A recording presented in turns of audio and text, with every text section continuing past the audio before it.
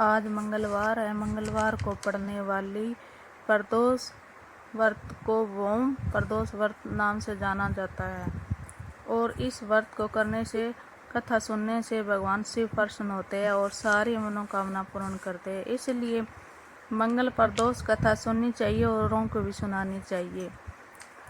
आइए श्रवण करते हैं भौम प्रदोष की कथा। सूत जी बोले, अब मैं मंगल त्रयोदशी व्रत के विधि विधान कहता हूँ।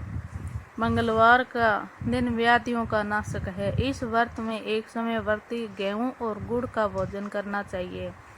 इस व्रत करने से मनुष्य सभी पापों और रोगों से मुक्त हो जाता है। इससे किसी प्रकार का संशय नहीं है। अब मैं आपको इस बुढ़िया की कथा सुनाता हूँ जिसने यह व्रत किया और मोक्ष को प्राप्त हुई। अत्यंत प्राचीन काल की घटना। एक नगर में एक बुढ़िया रहती थी।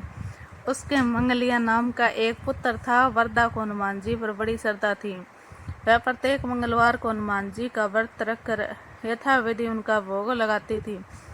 उसके अलावा मंगलवार को ना तो घर लीपती थी और ना ही मिट्टी खोदती थी। इसी प्रकार व्रत रखते हुए उसे काफी दिन बीत गए।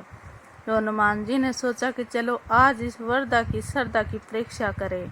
फिर साधु का वेश बनाकर उसके द्वार पर जा पहुँचे और पुकारा, है कोई हनुमान भक्त जो हमारी इच्छा पूरी करे। वरदा ने यह पुकार सुनी और बाहर आई और पूछा कि महाराज क्या आज्ञा है। साधु वेशधारी हनुमान जी बोले कि मैं बहुत भूखा हूँ,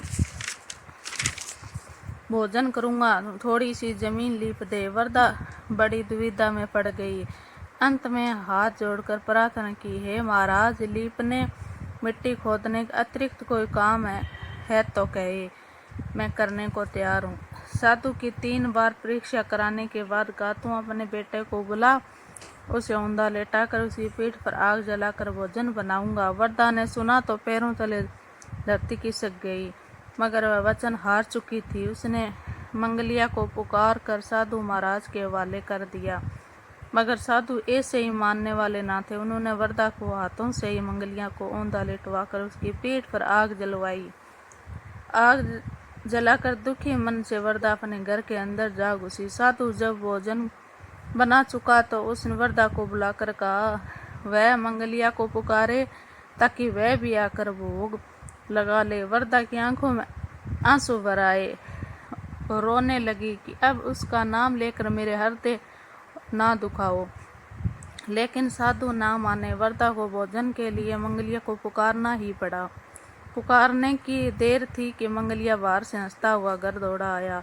मंगलिया को जीता जागता देखकर वरदा सुखद आश्चर्य हुआ। वह साधु महाराज के चरणों में गिर पड़ी। साधु महाराज ने उसे अपने असली रूप में दर्शन दिए। हनुमान जी अपने आंगन में देखे वरदा को लगा कि जीवन सफल हो गया। जय श्री हर हर महादेव। श्री शिवाय नमस्तुभ्यं।